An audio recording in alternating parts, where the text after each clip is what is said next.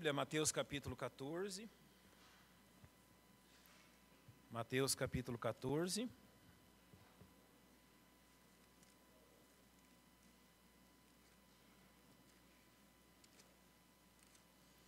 Se você puder colocar-se em pé, reverência à leitura da palavra de Deus. Eu vou ler dos versos 13 a 21. Então, Mateus capítulo 14, versos 13 a 21. Jesus, ouvindo isto, retirou-se dali num barco para um lugar deserto, apartado, e sabendo o povo, seguiu a pé desde as cidades. E Jesus, saindo, viu uma grande multidão, e possuído de íntima compaixão para com elas, curou os seus enfermos. E sendo chegado a tarde, os seus discípulos aproximaram-se dele, dizendo: o lugar é deserto e a hora é já avançada.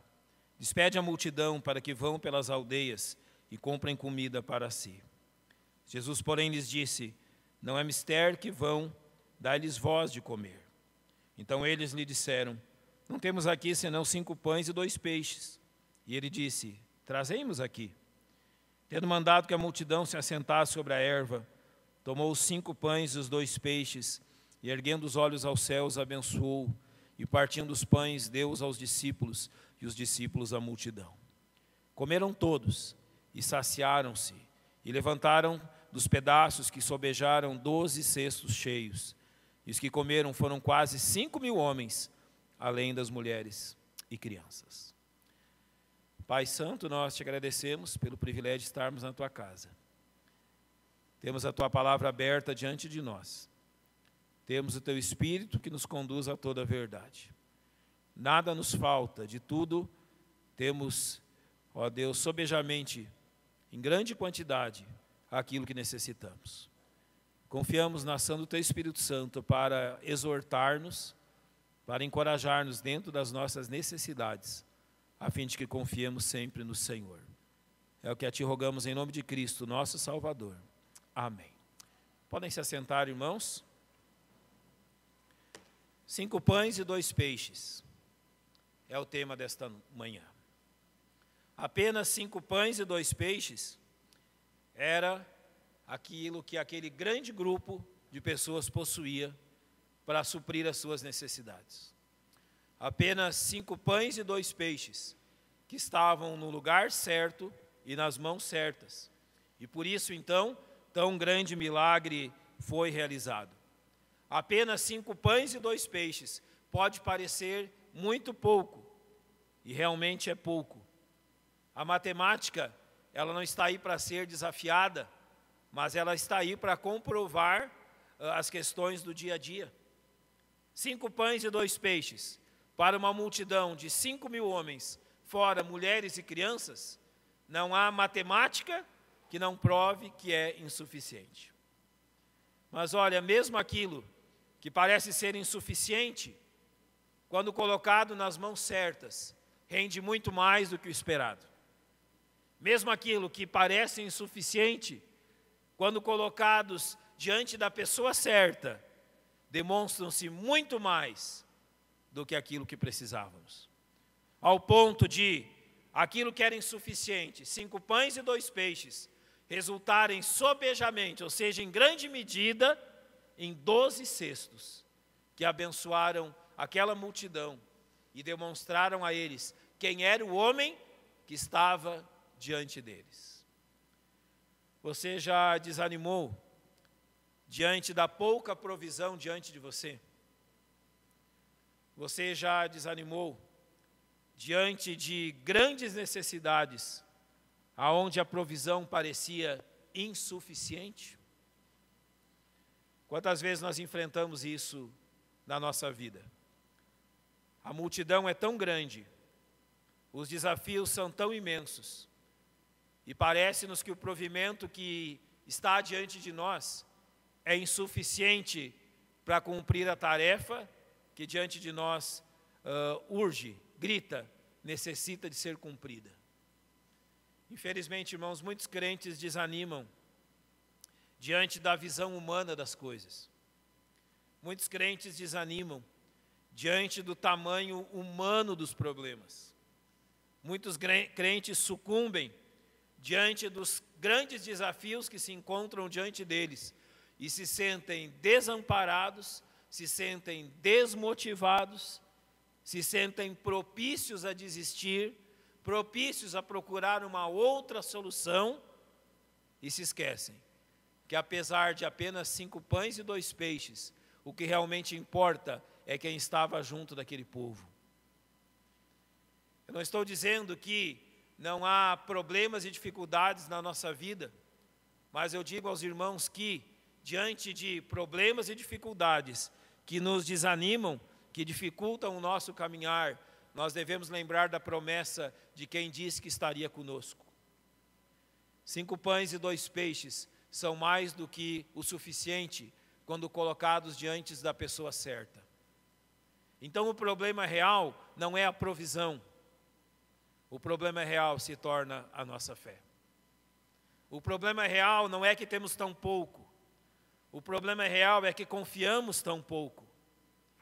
O problema real não é que há uma grande multidão e há apenas 5 pães e 2 peixes. O problema real é que somos incapazes de ver aquele que nos acompanha.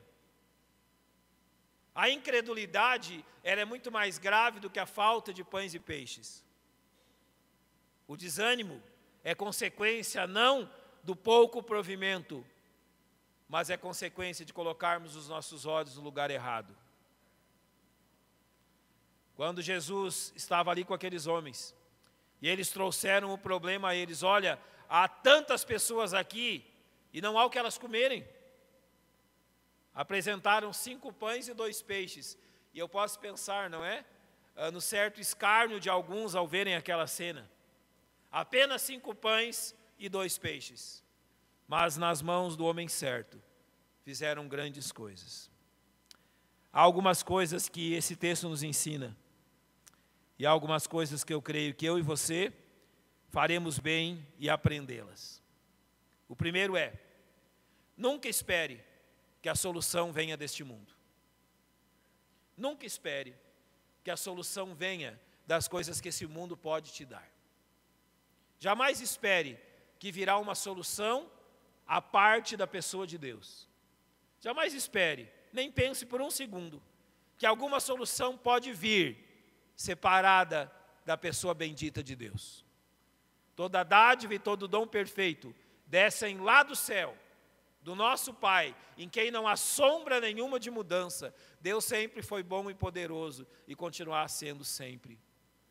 Nosso grande erro, esperar ou ter a expectativa que simplesmente a solução virá desse mundo. Quando Jesus colocou diante deles a questão, eles dizem, olha, o lugar é deserto, a hora é avançada, vamos liberá-los para que comprem comida para si mesmos. Vamos liberá-los para que eles saiam por esse mundo e encontrem nesse mundo a própria solução para as suas necessidades. Aprenda a primeira lição. Esse mundo não tem solução nenhuma para os nossos problemas. A solução para as nossas dificuldades está na casa de Deus, está no Deus da palavra e na palavra de Deus. Não há solução no mundo, não há o que o mundo possa fazer por nós. O mundo não é um escape, o mundo não é um lugar de solução. O mundo é um lugar de derrotas e de morte, mas não é um lugar de solução. Quando aqueles homens disseram, o lugar é deserto, eles dizem bem o que é esse mundo. As pessoas rodeadas pelo deserto, rodeadas por algo que jamais dará uma solução para a vida deles. Quando Isaías fala de nós no capítulo 53, ele diz que todos nós andávamos desgarrados como ovelhas. É interessante, quando os crentes agem assim como o povo de Israel agiu quando estava caminhando pelo deserto. Há um registro em Êxodo capítulo 20, até próximo do capítulo 23, de diversos momentos quando o povo de Deus murmura. E o primeiro momento que eles murmuram é diante das águas amargas de Mara. Eles estavam com sede, havia água, mas as águas eram amargas. Como fazer? Então eles voltam a sua memória para esse mundo E o Egito representa o mundo. E eles dizem, olha, lá no Egito nós tínhamos pepinos, tínhamos melões, tínhamos panelas de carne, e trouxeste-nos aqui para matar-nos de sede e de fome. Além de um povo reclamão, era um povo mentiroso. Eu nunca vi escravo comer panela de carne. E sabe o que isso representa? Representa a nós antes de conhecermos a Cristo. Quando nós buscamos a solução no mundo, nós estamos esquecendo da miséria que nós vivíamos antes de conhecer o Senhor Jesus. Paulo diz na carta aos Romanos que as coisas que praticávamos antes, hoje nós nos envergonhamos. Irmãos, não há nada absolutamente que olhamos antes do dia em que conhecemos Cristo, ou que nos dê saudades, ou que nos diga que foi algo melhor do que provamos hoje. Muito pelo contrário. O mundo nos trouxe morte, o mundo nos trouxe a perdição, o mundo nos trouxe tudo aquilo que estava destruindo as nossas vidas. Mas foi Jesus que nos deu vida e provisão. Então jamais busquemos no mundo e no deserto a solução das nossas dificuldades. Lembremos que enquanto estávamos lá, e isso pode ser registrado e demonstrado em aquilo que Mateus 9,36 diz, a visão de Jesus sobre o seu povo, ele diz assim, que ele vendo as multidões, teve grande compaixão delas, porque andavam cansadas e desgarradas, como ovelhas que não têm pastor. Ao invés de termos sobejamente, em grande quantidade, como esses homens tiveram aqui, no mundo nós não tínhamos nada. Então não é lá que buscamos a solução dos nossos problemas. O lugar é deserto, a hora é avançada, pouco tempo resta. Despede a multidão para que vão pelas aldeias, para que comprem comida para si mesmo. Não, eles não comprarão comida. A Bíblia diz que o salário do pecado é o quê? Sabe o que é o salário ali? Salário ali é a ração diária. Quem aqui já esteve nas Forças Armadas e já fez algum tipo de operação, lembra daquele saco de mantimentos que recebíamos para passar todo um dia. E naquele saco de mantimentos havia o café da manhã, um lanche da manhã, o almoço, o lanche da tarde, a janta e mais um pequeno lanchinho. Quando eu falo de lanchinho, podia ser apenas 2 bolachinhas de sal, mas era um lanchinho. Vinha ali um fogãozinho, um material para você fazer o fogo. Então, naquele pacote, aquele pacote de mantimentos, você tinha tudo o que precisava para alimentar-se durante aquele dia. A comida era desidratada, você esquentava a água, colocava a comida e você tinha o seu prato ali para deliciar-se, não é? Para pelo menos matar a sua fome. Sabe o que ali é salário? O salário do pecado é a morte. Todos os dias, o pecado dá um saco de ração ao homem pecador. E sabe o que tem dentro do saco de ração? Morte. Salário ali é a ração diária. É a ração que o pecado dá para que o ser humano se alimente durante todo aquele dia. A ração diária que o pecado dá é morte. O que você vai buscar no mundo? Fora da igreja, fora de Cristo, nos alimentamos apenas de morte. Não há solução.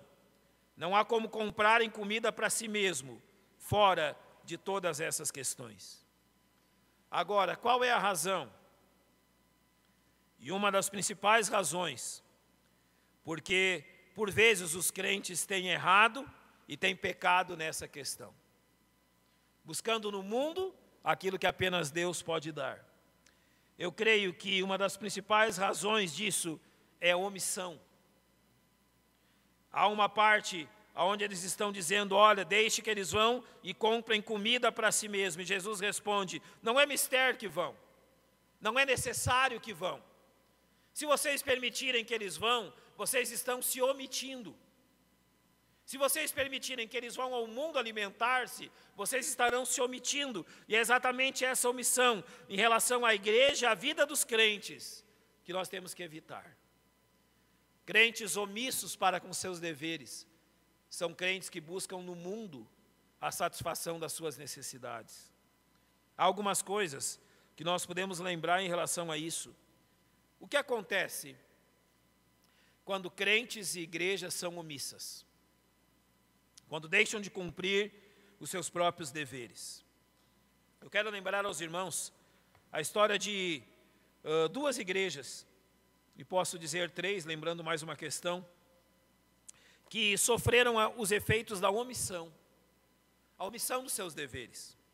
A primeira igreja que eu quero lembrar é a igreja do primeiro século, a igreja começada pelos apóstolos, e que tinha como base Jerusalém.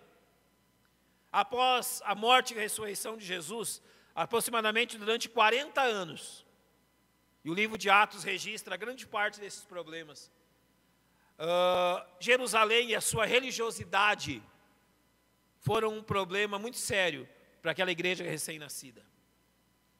Os judeus crentes, e isso é registrado em Atos, principalmente no capítulo 15, durante a primeira viagem missionária de Paulo, o final dela, os crentes de Jerusalém meio que se tornaram exclusivistas. Começaram a buscar no lugar errado aquilo que eles precisavam. E durante um período de aproximadamente 4 décadas, houve grandes problemas em relação a isso. Houve um concílio em Jerusalém para tratar disso, houve a carta aos Gálatas escrita sobre o problema dos judaizantes, e parece que a igreja ali estava fadada a se tornar uma seita judaica, porque ela estava se omitindo de uma grande ordem que Cristo havia dado. Ide por todo o quê? Eles deviam ir por aonde pregando o evangelho? Está aqui sobre a parede da igreja. Por todo o mundo. Pregar o evangelho a toda criatura. Mas parece que eles tinham um ânimo a pregar apenas para os próprios judeus. Sabe o que aconteceu? Em 70 depois de Cristo, aquilo que eles valorizavam tanto, o templo, a cidade, suas tradições, foi completamente destruída pelo Império Romano. Eles haviam se omitido de cumprir os seus deveres, e a consequência foi destruição. Haviam buscado no lugar errado a satisfação das suas necessidades, e a consequência foi perseguição que espalhou a igreja, e Atos 8:1 diz: e fez-se naquele dia grande perseguição contra a igreja que estava em Jerusalém, e todos foram dispersos pelas terras da Judéia e de Samaria. E finalmente, em 70 depois de Cristo, Jerusalém foi destruída e a igreja foi obrigada a dispersar-se para realizar a sua missão. Outras igrejas e outros crentes também pecaram sobre o mesmo pecado de omissão. Aqueles que já visitaram a Europa e as cidades como Londres, que guarda igrejas centenárias, podem perceber algo que eu vou dizer-lhes agora. Durante um bom tempo foram igrejas fiéis e que buscaram no Senhor Jesus Cristo o sustento da sua vida. Mas a partir do momento que começaram a buscar no mundo, começaram a enfraquecer-se, a serem omissas. E conheço pessoas que já foram a esses lugares, aonde funcionaram igrejas durante muitos e muitos anos, e uma delas mesmo me contou que ao chegar a um prédio, aonde uma conhecida igreja havia se reunido por décadas, ele encontrou um bar. Na plataforma, aonde por muitos anos estava o púlpito, agora estava uma mesa de bilhar. As luzes da igreja haviam sido mudadas, as janelas haviam sido fechadas, para que a luz de fora não entrasse mais. E isso é literalmente o que aconteceu. Razão? Omissão. Foram buscar no mundo a solução dos seus problemas, e não realmente naquilo que Deus nos ensina a fazer. Há uma grande lição naquilo que Jesus ensina aqui aos discípulos. E uma principal parte dessa lição é que uma igreja que vive, crentes que sobrevivem espiritualmente nesse mundo tão miserável, são crentes que trazem a sua pequena provisão diante da pessoa certa. 5 pães e 2 peixes, mas colocados diante do homem certo, renderam 12 cestos cheios e sobejaram. Aos olhos dos discípulos, aquela provisão era insuficiente. Aos olhos dos discípulos, aquela provisão não servia para aquela multidão. mas nas mãos do Senhor Jesus foi mais do que suficiente. Vocês consideram que essa igreja tem o que esse mundo precisa? Realmente você crê nisso? Você crê que essa igreja tem aquilo que pode transformar esse mundo? Você crê que essa igreja tem aquilo que age no seio da tua família, transforma os teus filhos, você, o seu casamento? Você crê que essa igreja realmente possui aquilo que pode fazer diferença na sua vida e na vida da sua família? Você crê que essa igreja possui aquilo que pode transformar pessoas que você ama e que estão perdidas? 1 Coríntios capítulo 1, verso 23 diz que nós pregamos a Cristo crucificado, que é escândalo para os judeus e loucura para os gentios.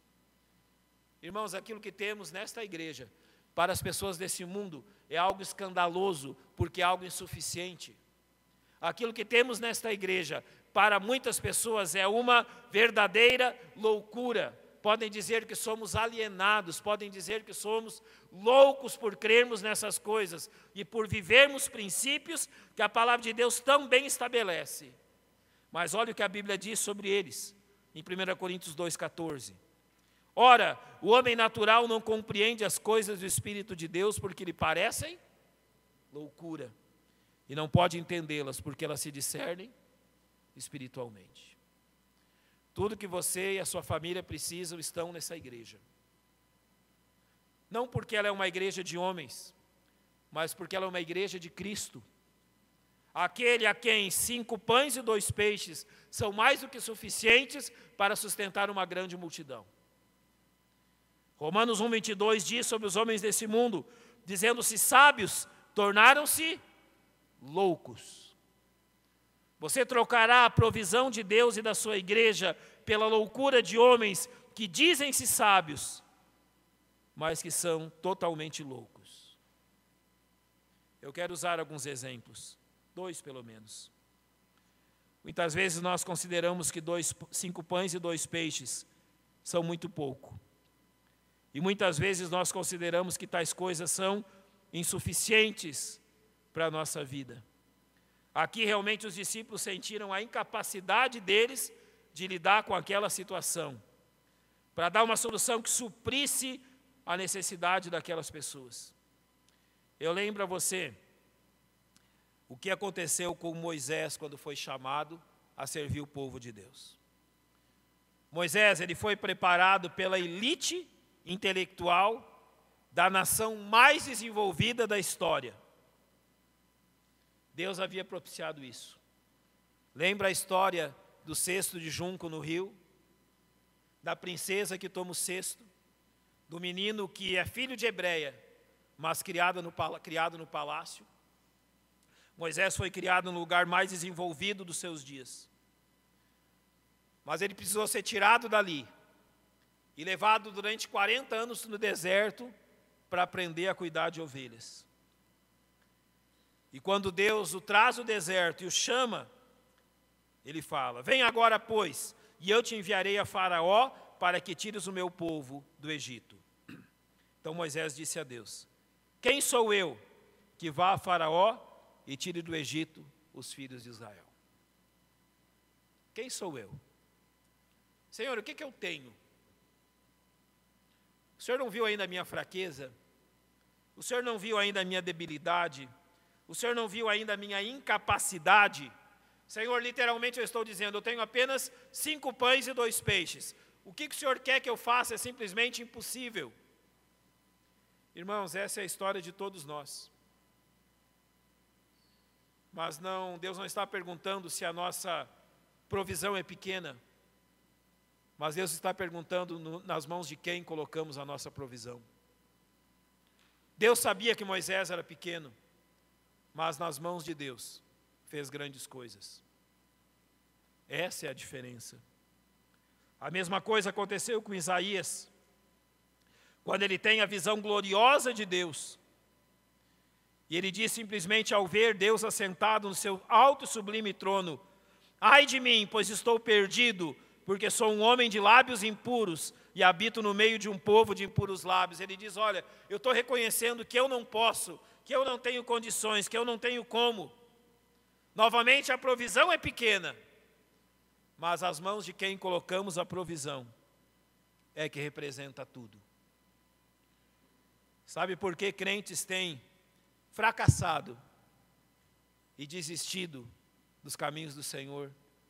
Não é porque a provisão é pequena, é porque a provisão está em mãos erradas. Mantém-nas nas suas próprias mãos, ao invés de colocar os seus olhos em Cristo. E eu quero terminar usando um exemplo da palavra de Deus. Todos sabem quem é o apóstolo Pedro. Todos já leram nas Escrituras quem é Pedro. Em João capítulo 18, verso 10, há um acontecimento que narra assim.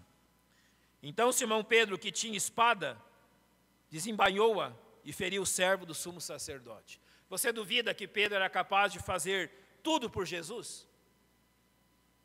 Ele fez. Enquanto alguns corriam, ele tira a espada, os homens estão vindo prender Jesus, e ele arranca a orelha de um daqueles homens. Pedro tinha no seu coração que ele era capaz de fazer tudo por Jesus. Coragem, disposição, despreendimento. E era assim que ele entendia. Em outros momentos, diante da sua fraqueza, ele aprendeu uma segunda lição. Que não era simplesmente tudo por Jesus, mas em um momento em Lucas 22 ele diz, Senhor, estou pronto a ir contigo até a prisão e a morte. Aquele homem que estava disposto a fazer tudo por Jesus, entendeu que também deveria fazer tudo com Jesus. Senhor, onde tu fores eu irei, o que tu queres que eu faça eu farei, eu vou estar com o Senhor em todos os momentos, até a prisão e até a morte. O que Pedro fez? Quando perguntado pela serva do sumo sacerdote, enquanto Jesus era julgado, você conhece esse homem? E a Bíblia diz que ele praguejava e jurava, dizendo, eu não o conheço. O plano de fazer tudo por Jesus e tudo com Jesus foi por água abaixo. Em João capítulo 21, Pedro aprende a real lição que ele precisava aprender. Depois de negar o Senhor por 3 vezes, no capítulo 21 de João, versos 15 a 17, o Senhor faz Pedro reafirmar por 3 vezes o seu amor. Primeiro Jesus pergunta a ele, Pedro, tu me amas verdadeiramente com o amor de Deus? E Pedro responde todo envergonhado, Senhor, eu te amo como um amigo. E a segunda vez da mesma forma, até que na terceira vez Jesus responde, então quer dizer que tu me amas só como um amigo? E Pedro responde, Senhor, tu sabes que eu verdadeiramente te amo. Sabe o que Pedro aprendeu? Que não era tudo por Jesus. Que não era tudo com Jesus. Mas era Jesus sendo tudo nele. Este é o erro que muitos crentes cometem. Eles querem resolver os desafios sozinhos, pela sua própria força, buscando no mundo a solução. Mas olha o que Jesus diz em João capítulo 15, versos 4 e 5. Está em mim e eu em vós. Como a vara de si mesma não pode dar fruto se não estiver na videira, assim também vós se não estiverdes em mim. Eu sou a videira, vós as varas. Quem está em mim e eu nele, esse dá muito fruto, porque sem mim nada podeis fazer. A razão do desânimo e da desistência de muitos crentes é que procuraram no lugar errado o suprimento abundante. Colocaram nas mãos erradas o suprimento que devia ser colocado apenas nas mãos do Senhor Jesus.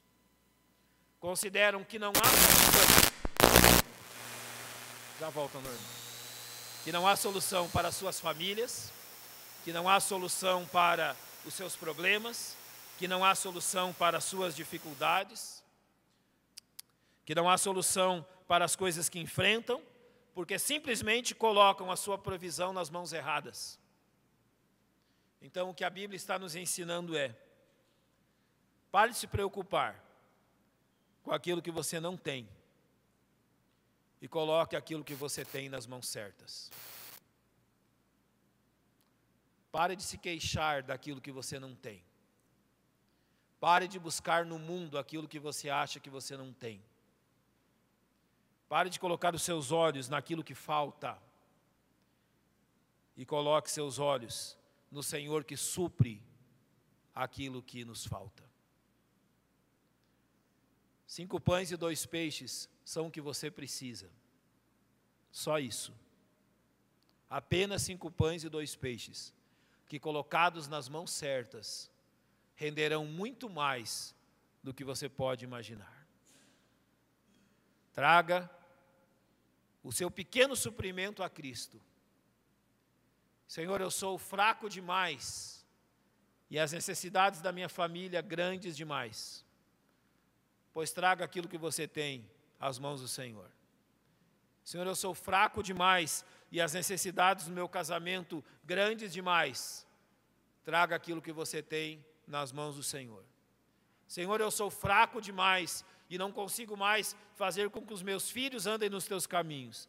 Traga o suprimento que você tem nas mãos do Senhor. Senhor, eu sou fraco demais e o mundo e o pecado me vencem constantemente. Traga o seu pequeno suprimento nas mãos do Senhor. O problema não é suprimento, o problema é em qual mão eles estão. Traga às mãos do Senhor, confie nele, dependa dele e saiba de uma coisa: em todas as vezes que Deus se move a ajudar-nos e a trabalhar nas nossas vidas, Ele nos coloca numa condição de dependência dele. Dependa do Senhor. Busque a solução e a provisão das necessidades no Senhor, não nesse mundo, não em você mesmo. Sem mim, nada podeis fazer. Que isso nos sirva como encorajamento a buscarmos em Cristo a solução das nossas dependências. Que isso nos sirva de um encorajamento a buscarmos em Jesus aquilo que precisamos na nossa vida. Ele vai dar muito mais do que aquilo que pensamos, porque Paulo diz que Deus é poderoso para fazer infinitamente mais do que aquilo que pedimos ou pensamos. E Jesus demonstrou essa verdade naquele dia. Vamos fechar os nossos olhos, vamos orar.